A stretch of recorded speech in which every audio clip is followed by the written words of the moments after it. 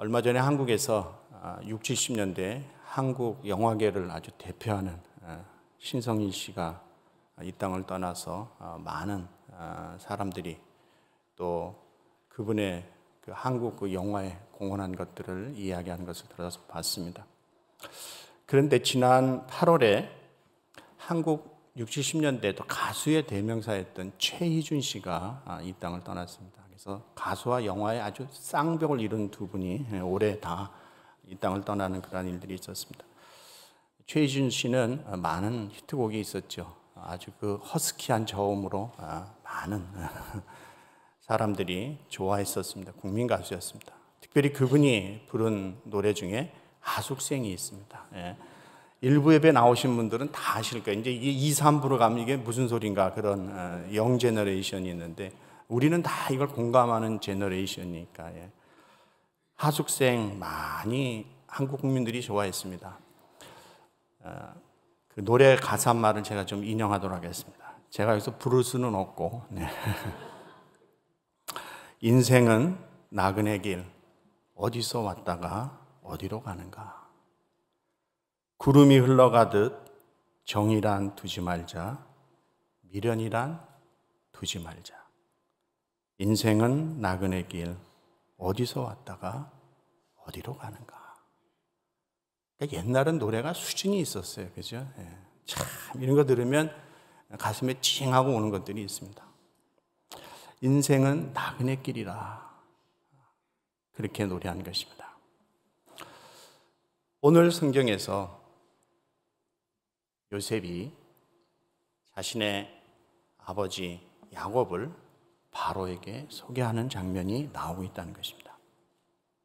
그런데 바로를 만난 야곱이 이렇게 자신에 대해서 이야기합니다. 자, 9절입니다. 성경 피시고 없으신 분은 앞에 오십시오. 9절 같이 한번 읽어볼까요? 시작. 야곱이 바로에게 아뢰되 내 나그네 길의 세월이 130년이니이다. 내 나이가 얼마 못되니 우리 조상의 나그네 길의 연조에 미치지 못한 험악한 세월을 보내었나이다 하고 아멘. 처음으로 이야기하는 것이 내 인생의 나그네 길이었습니다. 나그네 길이라고 이야기한다는 것이죠. 나그네를 사전에서 찾아보면 이렇게 정의합니다. 우리가 잘 아는 것 같지만 사전적 정의를 한번 들어보세요. 자기 고장을 떠나 다른 곳에 잠시 머물거나, 아주 머무는 게 아닙니다. 잠시 머물거나 떠도는 사람, 그 사람이 나그네라는 거예요. 그런데 오늘 9절에서 야곱이 바로에게 나그네 길이었습니다를 2번이나 반복해서 이야기한다는 거예요. 인생은 뭐라? 나그네 길이었다는 것이죠. 이 나그네는 특징이 있습니다. 몇 가지 생각해 보죠. 첫째는 현재적인 거처가 없는 여행자라는 거예요. 여행자. 여러분 야곱의 생애를 한번 보십시오. 고향을 떠났어요. 아버지 집을 떠났어요. 여기저기 떠돌면서 살게 되는 것입니다. 자기가 태어난 곳 자기 집에 정착해서 계속 거기 사는 것이 아니에요. 이거는 단순히 육신적인 이동만을 이야기하는 것이 아닙니다. 지금 내가 살고 있는 여기는 본향이 아니라는 거예요.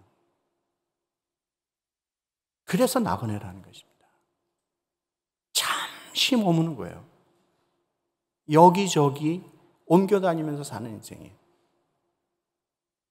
그렇게 살다가 내가 이제 애굽까지 왔습니다 하는 거예요.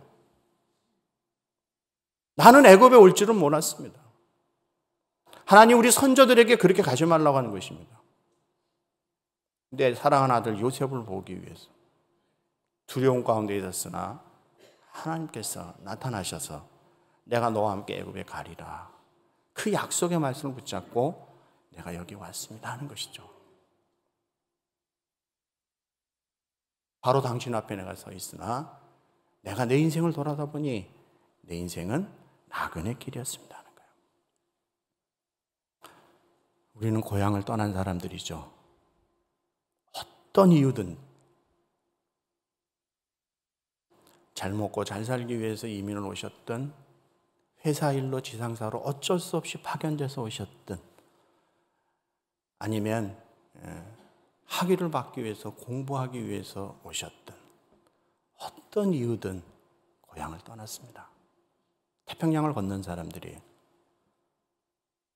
처음부터 미국 와서 남까지 여기서 계속 사신 분도 계시지만 대부분 미국에서 한두 번 이상은 옮기다가 저도 여러 군데 옮겨서 지금 남가주에 산다는 것이죠. 돌아보니 우리의 인생이 무슨 길이에요? 나그네 길이에요. 두 번째, 나그네는 이 세상 것에 집착하지 않는다는 거예요. 왜? 임시로 살아가는 인생인데 뭐 세상 것에 그렇게 집착하냐는 것이죠. 인생이 빈손으로 왔고 갈 때도 어떻게 해? 빈손으로 가는 거예요. 아닙니까? 갈 때 다 가져가세요? 놓고 가는 거예요. 그러므로 나그네는 이 땅의 것에 너무 집착해서 살아서는 안 된다는 것이죠. 많이 쌓아놓고 땅의 것에 너무 집착하면 그 나그네 인생이 아니라는 거예요. 언제 떠날지 모르는데, 언제 옮겨갈지 모르는데. 근데 우리는 쌓아놓고 살잖아요. 어디다 되게 많이 쌓아놓으세요? 가라지. 가라지 한번 열고 들어가 보면 세상에 뭐가 그렇게 많은지 다 버려야 될 거예요. 버려야 될 건데 아깝잖아요. 그리고 이거 뒀다가 또 쓸 것 같기도 하고. 근데요, 그게 버려야 될 거라는 걸 언제 아시게 된 줄 알아요? 이사 갈 때. 이사 갈 때 짐을 정리하면요, 뭐 이렇게 벽장에서 나오는 게 많고 가라지가 뭐가 이렇게 많은지, 이거 벌써 버렸어야 되는데. 그리고 짐이 단출해집니다. 정말 중요한 것만 가져가게 돼요. 나그네가 개나리 보침 하나 지고 걸어가는 인생인데 뭘 그렇게 많이 들고 지고 갈 수 있겠습니까? 안 그렇습니까? 근데 우리는 우리의 인생이 나그네 인생이라고 생각 안 해요. 그러니까 계속 쌓아놓고 사는 거예요. 여러분 기억하십시오. 지금 여러분이 소유하고 있는 모든 것은 하나님의 은혜로 하나님께서 우리에게 주신 것이에요. 그러므로 진정한 소유권은 나에게 있는 게 아니라 하나님께 있어요. 그래서 하나님의 것을 잠시 관리하다 가는 거예요. 이게 우리가 물질을 바라보는, 이 세상을 바라보는 가치관이어야 된다는 것입니다. 아닙니까? 하나님이 허락하셔서 내가 잠시 관리하는 거예요. 그리고 하나님의 때 하나님이 오라 하시면 다 내려놓고 하나님 앞에 가는 것입니다.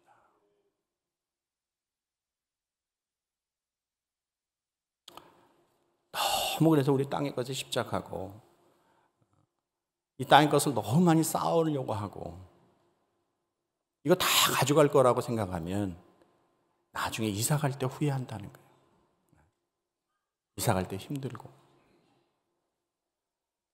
세 번째, 나그네는 본향을 바라보며 사는 인생이라는 거예요. 왜? 잠시 살 때니까요. 그리고 옮겼죠. 여러분도 아마 여러 번 이사하셨을 거예요. 그죠? 네. 옮겨가는 인생이라는 거예요. 히브리서 11장 16절에 보시면 이렇게 말합니다. 그들이 이제는 더 나은 본향을 사모하니 곧 하늘에 있는 것이다. 더 나은 본향을 사모한다는 거예요. 그러면 나그네 인생은 어디를 바라보며 산다? 본향을 바라보며 사는 인생이에요. 잠시 왔다가 가지만 내가 돌아갈 나의 본향이 있다는 거예요. 그래서 그 본향을 바라보면서 사는 것이 나그네 인생이라는 것이죠. 그러므로 나그네 인생은 과거 지향적인 삶이어서는 안 된다는 것이죠. 이미 떠났어요. 돌이킬 수 없는 거예요. 자꾸 옛날 얘기하냐는 것이죠. 고칠 수도 없고 돌아갈 수도 없고. 그러므로 나그네는 미래지향적인 삶을 살아가는 거예요. 왜? 본향을 향해서 나아가니까. 여러분 가만히 여러분 생각해 보십시오. 여러분의 삶이, 여러분의 신앙이 지금 미래지향적으로 나아가고 있느냐 하는 거예요. 아니면 과거로 자꾸 돌아가십니까? 쓸데없이 옛날 얘기나 하고. 그걸 어떻게 할 수 없는 거죠. 그건 나그네 인생이 아니라는 거예요. 나그네는 미래지향적으로 살아가는 거예요. 자, 미래지향적입니다. 여러분이 하나님 앞에 섰을 때, 내가 본향에 돌아갔을 때, 그때 내가 하나님 앞에 인정받을 것이 무엇인가? 그 미래를 위해서 지금 투자하면서 살아가는 사람이에요. 지금 투자 안 하고 준비 안 하면 미래에 아무것도 없다니까요. 왜? 나그네 인생은 본향을 향해 가는 인생이기 때문에 그렇다는 것이죠. 야곱이 고백하는 거예요. 나의 인생은 나그네 길이었습니다. 내가 아버지 집을 떠나 여러 곳을 방황하다가 내가 지금 당신 바로 앞에 섰습니다. 그러나 이 해급이 아무리 좋아도 여기는 나의 본향이 아닙니다. 나는 나그네요. 내가 돌아갈 나의 본향은 따로 있습니다. 라고 하는 고백이라는 것이죠. 사랑하는 CP 성도 여러분, 돌아갈 본향이 있으십니까? 우리 주님이 우리를 기다리시는 우리의 본향이 있어요. 나그네 인생길에서 돌아갈 본향. 그 본향을 바라보고 그 본향을 사모하며 살아가는 믿음의 백성들 되시기를 주의 이름으로 축복합니다. 야곱은 두 번째 이런 고백합니다. 내 인생은 험악한 세월이었습니다. 험악한. 얼마나 인생을 힘들게 살았으면 바로 앞에서 험악한 세월이었습니다. 우리 야곱의 인생을 한번 이렇게 쭉 조명해 볼까요? 그 야곱의 인생의 조명 가운데 혹시 여러분의 인생이 거기에 이렇게 오버랩 되진 않나 한번 생각해 보세요. 아버지를 속였습니다. 형을 속였어요. 내가 내 손에 쟁취하고 싶었던 것이 있는 거예요. 저거 내가 꼭 붙잡아야 된다고 생각하는 거예요. 그래서 아버지 속이고 형도 속였어요. 그 대가는 처절했습니다. 집을 떠나야만 하는 거예요. 여러분 지금도 집을 떠나고 고향을 떠나는 게 쉽지 않잖아요. 그죠?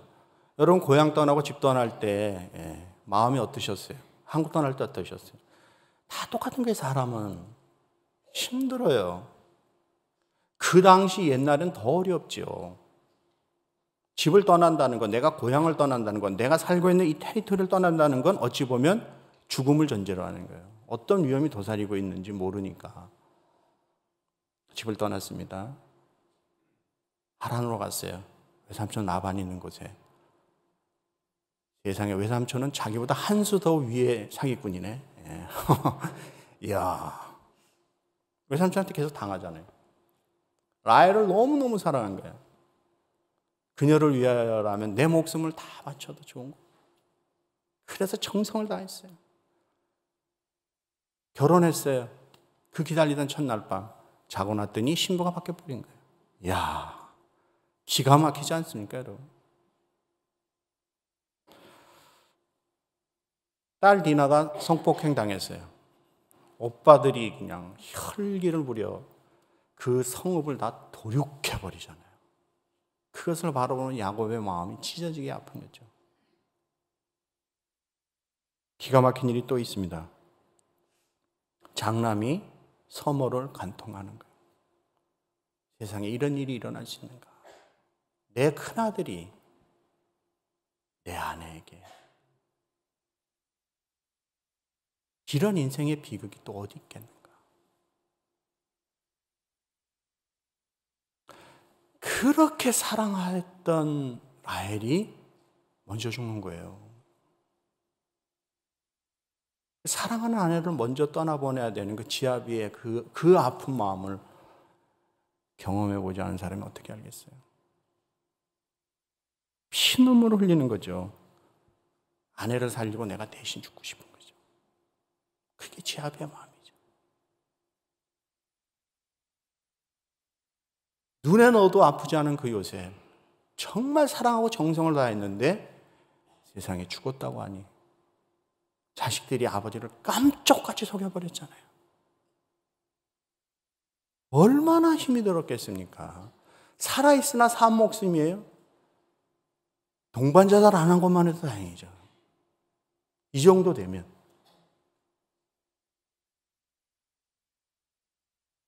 그런데 죽었는 줄 알았던 아들 요셉이 살아있다는 거예요.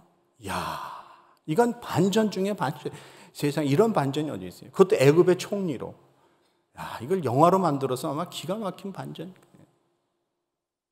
그래서 애굽으로 또 온 가족이 이주해서 왔어요. 지금 누구 앞에 서 있는 거예요? 세상 최고의 권력자인 바로 앞에 서 있는 거예요. 그 바로에게 고백하는 거예요. 내가 내 인생을 돌아보니 나그네 인생이었고 내 인생이 이렇게 험한 세월을 살았습니다. 눈물 없이는 살 수 없었던 시간들, 정말 가슴을 찢었던 처절한 아픔의 시간들이 나에게 있었습니다. 라는 고백이에요. 이게 뭐예요? 우리 인생길이잖아요.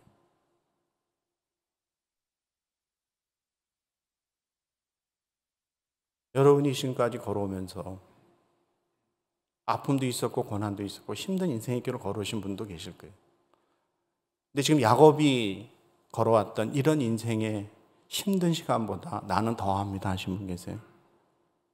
아마 대부분 이것만 못할 거예요.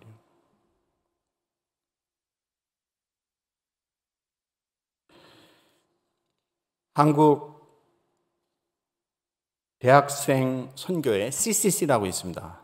아마 한국에서 그 활동하신 분도 계실 것이고 들어보신 분도 계실 거예요. 그 CCC 총재였던 지금은 천국에 가 계신 김준곤 목사님이라고 계셨어요. 위대하신 한국의 목사님이셨죠. 지금 이런 분들이 이제 안 계시니까 문제예요.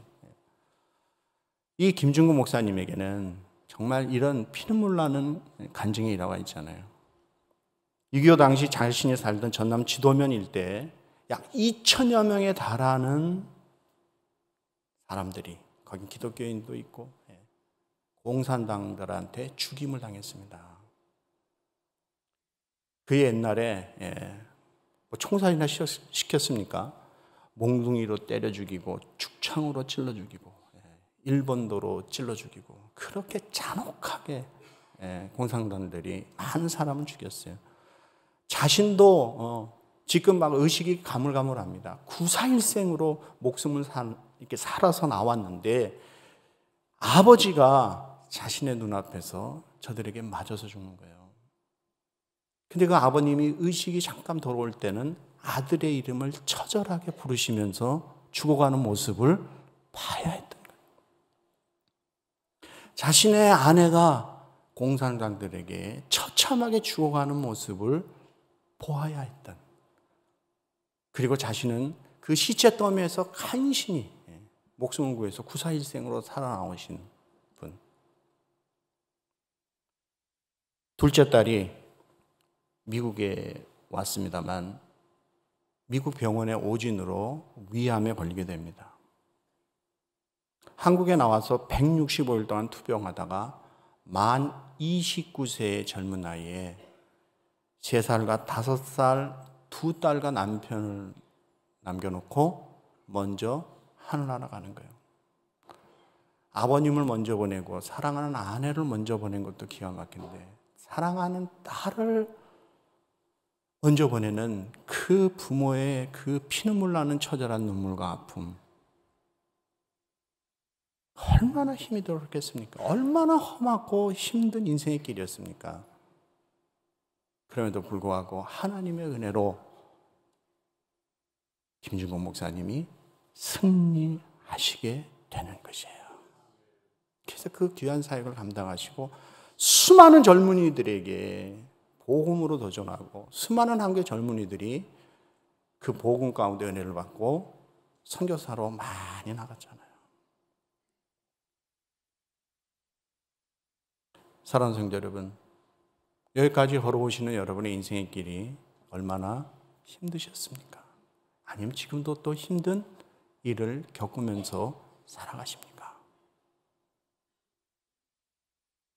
고난이 힘든 일들이 우리에게 찾아오는 것 당연한 것이죠.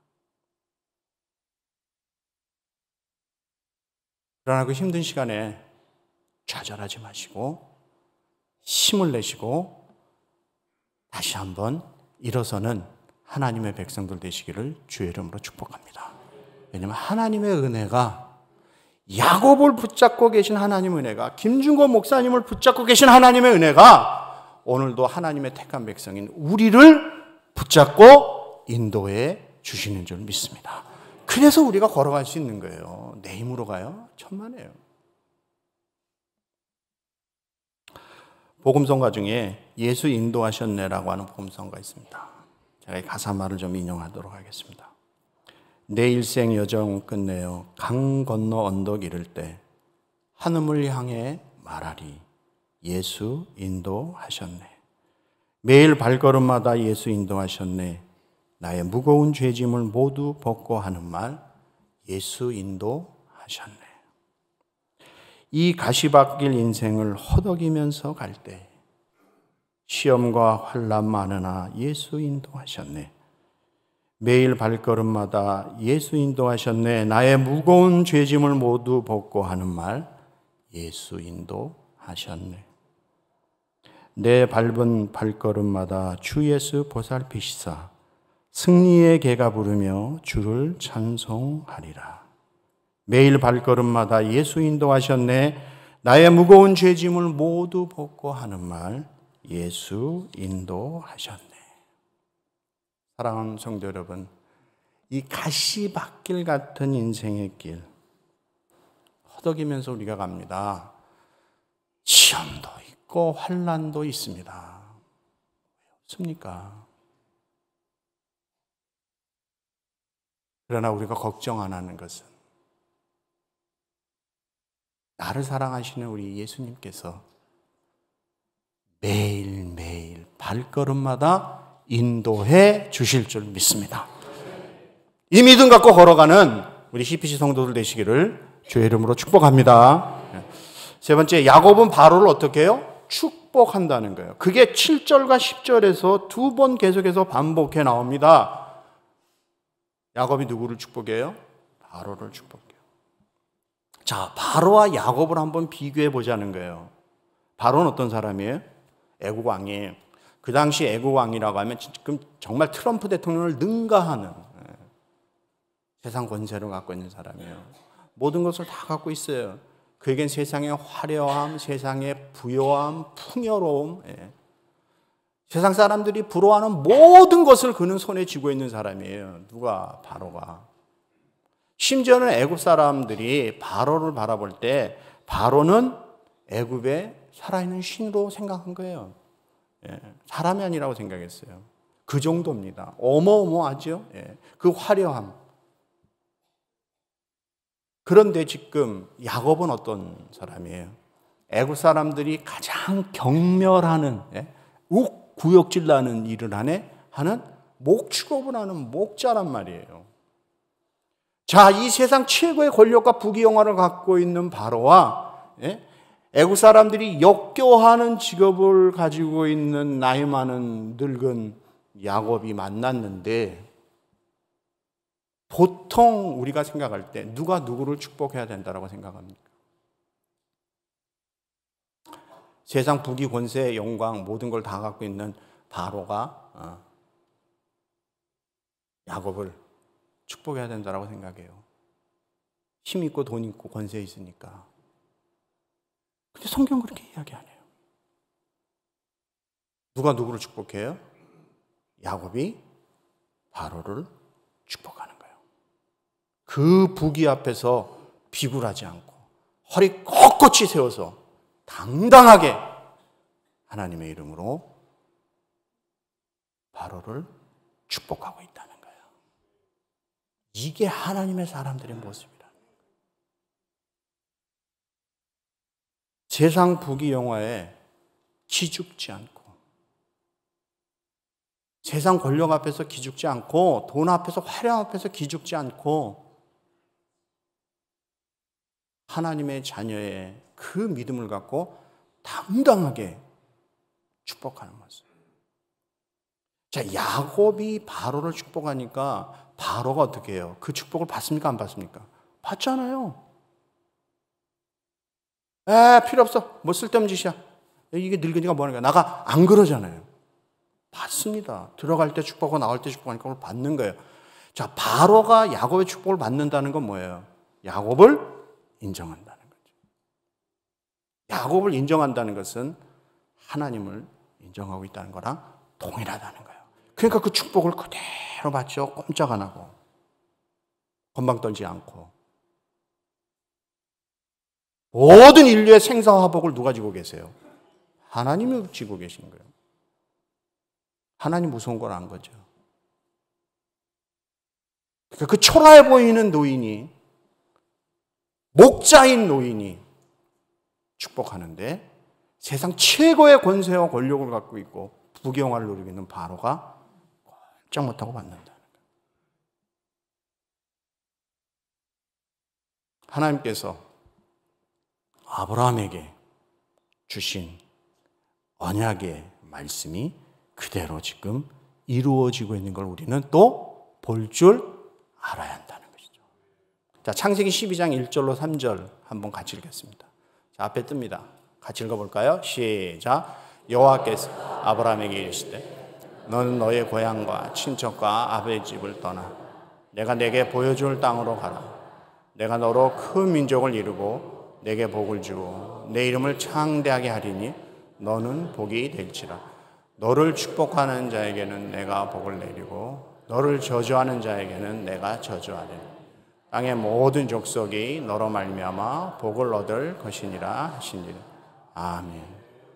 아브라함에게 주신 이 약속이 또 이 야곱이 이 약속을 그대로 받고 지금 보세요.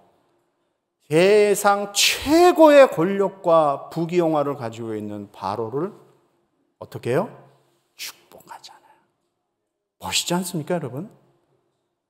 이런 거 볼 때 성경을 이런 구절을 볼 때 가슴이 뛰어야 되는 거 아니에요? 와, 대단하다. 야, 야곱이 지금 바로를 축복하는데 바로가 꼼짝 안 하고 그걸 받고 있구나. 이게 하나님의 사람들의 특권이라는 거예요. 사랑하는 성도 여러분, 여러분 속에 찬란하신 보배 예수 그리스도가 함께 하시는 줄 믿습니다. 그러므로 예수 그리스도 보배로운 보배를 소유한 하나님의 자녀들은 이 땅을 축복하는 하나님의 사람들이라는 거예요. 기죽지 마세요. 돈 좀 없다고.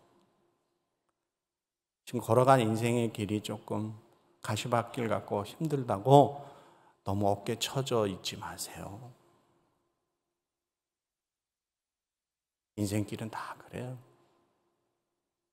고난이 있고 환난이 있습니다. 오해받을 때도 있고 별일 다 있습니다.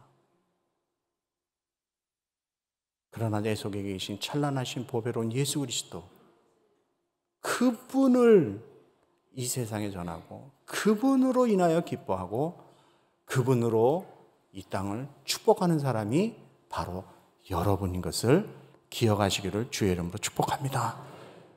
많이 축복해 주세요.